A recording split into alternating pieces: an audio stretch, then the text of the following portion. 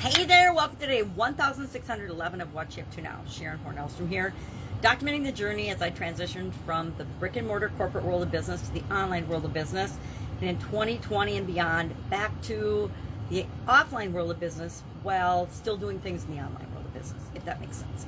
Well, it's what I'm doing, whether it makes sense to you or not. It makes sense to me, that's why I'm doing it, otherwise I wouldn't be doing it.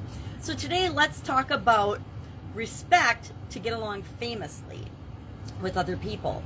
And our idiom for supersize your business was to get along famously. It's been around since 1579, came from William Falk, the Puritan theologian. Of course, means to have a very friendly, great relationship with somebody, right?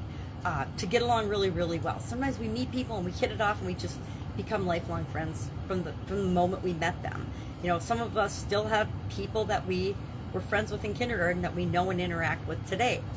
So to get along famously, I talked about the different groups of people that I believe we want to get along famously with. And some of them are a little controversial. I contend we need to get along famously with our competitors and with other people in our industry.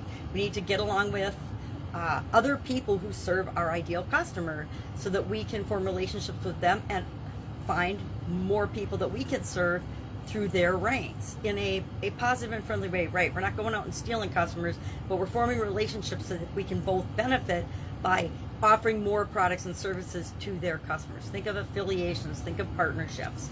And then finally, I think that and believe wholeheartedly, we need to get along famously with our customers. If we're not serving a group of people that we love and want to make their lives better, we're missing the boat, right?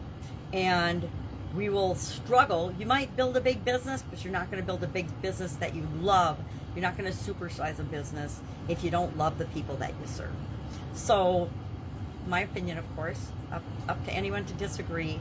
I'm sure there's lots of people in different industries that don't love their customers, right? Think of utilities, internet service providers, and phone providers. Do they really love their customers? I contend probably not. I think it's all about the money for them. So look at the difference between a utility and Apple, for example. Apple has created an absolute cult following and people love the products and services. They don't necessarily love Apple, but they love the products and services so much they will be Apple users for life, and that's what we want to create in our business as we're supersizing and growing our business. Why do I use Apple as an example? Because I'm not an Apple person, actually. Hate to admit it, but I'm not. My family is, but I'm not.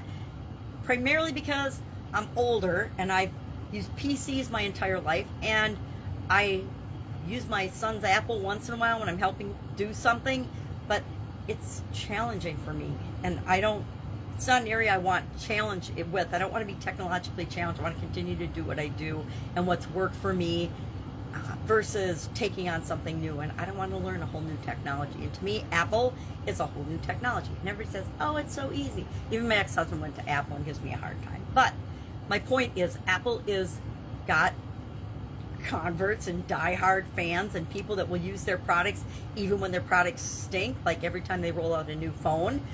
But they still continue to get them.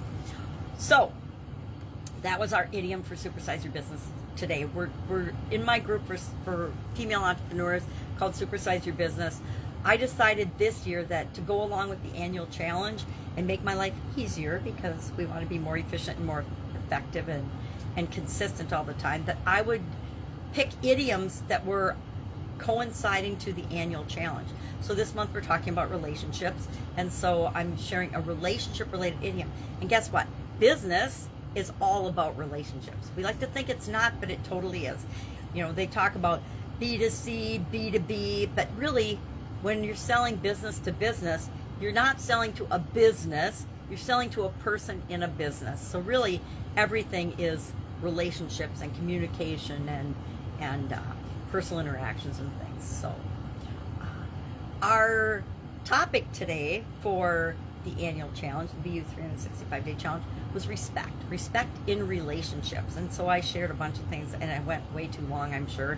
I talked about what are signs of a respectful relationship, what is a real, so you can do a quick quiz of, I think, 10 questions or 10 things to look for in your relationships, whether it's a relationship with your significant other, with your boss, with your kids, with your family, with your friends, with your coworkers. You can look at this list in any relationship, because respect is one of those things in a relationship, like trust. It's present in a healthy relationship, right? If there isn't trust, it's probably not a healthy relationship. If there isn't respect on both parties, from both parties in a relationship, it's probably not really a relationship. Maybe it's you have to work together because the person's your boss, but you don't really respect one another. How healthy and how productive do you think that relationship actually is? So we talked about the 10 signs of a healthy relationship, things that you can do to be respectful, and then questions to ask yourself about a relationship, and to maybe have a conversation with the person that the relationship's important to you. If you are in a situation like that with your boss, maybe you set up a meeting and you sit down and you say, okay, I just learned about this. Here's some questions we can ask and answer for one another to help us improve our relationship. And it's all about respect and listening to one another and things like that. So shared those, and then we just rated ourselves on, or I haven't yet, but we're going to today rate ourselves on a scale of 1 to 10, 1 being terrible, no respect, or 0 would be none, but 1 is pretty close to none, and 10 being absolutely doing the best you possibly can to show respect at all times. And then, so how respectful am I? And then how respected do I feel on a scale of 1 to 10? And I haven't done it yet. I'm going to do it because I think it's a great question to ask ourselves. And I have honestly never asked myself to rate myself on any scale with respect to how respectful am I and how respected do I feel. So maybe I'll let you know tomorrow what I come up with for that. I haven't done it yet. I'm really going to think about it today, because I think as I've gotten older, I have become more respectful, as well as I feel more respected. Why? Because I'm giving more respect. Therefore, I'm receiving the feeling more of respect from other people. That would be just my guess right now. So, super busy.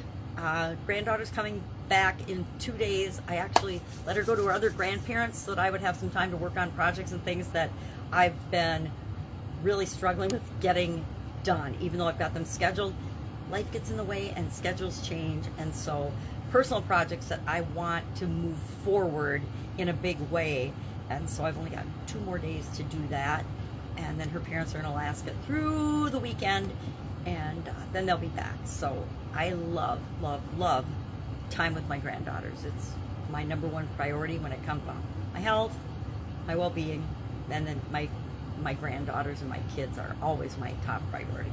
So when it comes to choices and decisions, they win. Wasn't always that way. Actually, when I was younger and my kids were little and I was in corporate America and having businesses on the side, work won out way too often over my family, and that made me very sad and very unhappy. So I decided I needed to make some lifestyle changes. All right, if I can help you in any way, ask. Otherwise, I will be with you tomorrow, and we will talk about another, of course, relationship-related idiom and another topic with respect to the relationship area of our lives. All right, have an awesome day, and I will be with you tomorrow.